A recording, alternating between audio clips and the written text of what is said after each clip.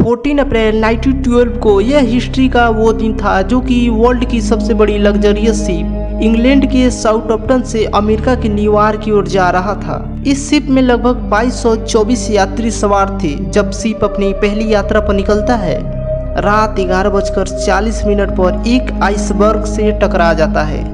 2 our 40 minute later 15 अप्रैल 1912 को यह Atlantic महासागर में डूब जाता है।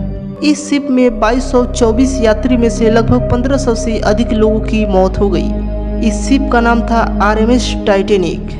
यह घटना 112 साल पहले की है।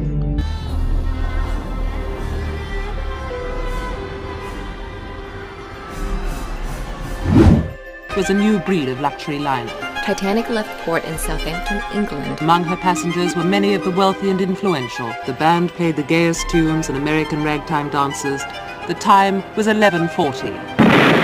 The iceberg grazed the right side of the ship. And all of a sudden she lifted up quickly. Everything that was movable was going through her. I didn't think it was serious because I didn't think it was possible. I think ship like that could sink.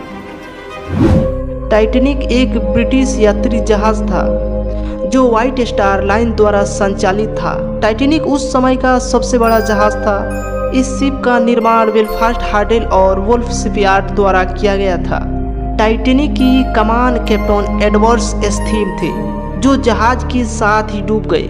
समुद्री जहाज दुनिया के कुछ सबसे धनिक लोगों के साथ साथ ब्रिटिश द्वीपों स्कैंडिनेविया के सैकड़ों लोगों को लेकर गया था, जो यूरोप, अमेरिका, कनाडा में एक नया जीवन तलाश रहे थे। टाइटैनिक जहाज में लग्जरियस डिजाइन किया गया था, जिसमें gym, swimming pool, smoking room, high class restaurant and Kaif's था। तुर्की स्नान घर और सैकड़ों भव्य केबिन थे। टाइटैनिक में यात्री के लिए सुरक्षा सुविधा बहुत ज़्यादा थी, जिसमें यात्री को कोई नुकसान ना हो।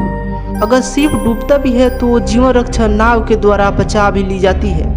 टाइटैनिक जहाज इतना बड़ा था कि आज के समय में 3 फुटबॉल स्टेडियम आसानी से आ सकते हैं। उस समय इंसानों द्वारा बनाई गई सबसे बड़ी चीज़ थी। टाइटैनिक जहाज को 31 मार्च 1909 को 3000 लोगों ने एक साथ मिलकर बनाना शुरू किया था और 26 मंथ में यानी कि 13 मई 1911 में बनाकर तैयार कर दिया। इसके निर्माण के दौरान 250 से ज़्यादा लोगों की चोट आई। 2 लोगों की तो मौत भी हो गई। यह जहाज जब बनकर तैयार हुआ था, उस समय इस जहाज को देखने के लिए लाखों लोग आए थे।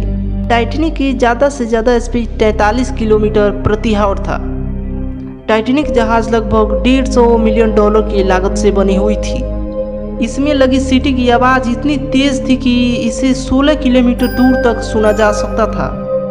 जहाज जब अपनी पहली यात्रा पर निकला तो 4 दिन तक सब परफेक्ट चल रहा था। 14 अप्रैल 1912 को रात 11:40 पर यह एक आइसबर्ग से टकरा गया और इसके निचले हिस्से में पानी भरना शुरू हो गया।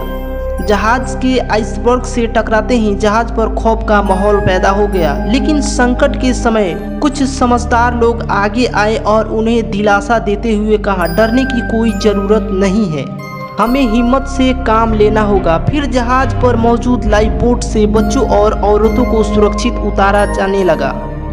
आइसबर्ग से टकराने के लगभग 2 घंटा 40 मिनट बाद टाइटैनिक शिप फाइनली पानी में डूब गया।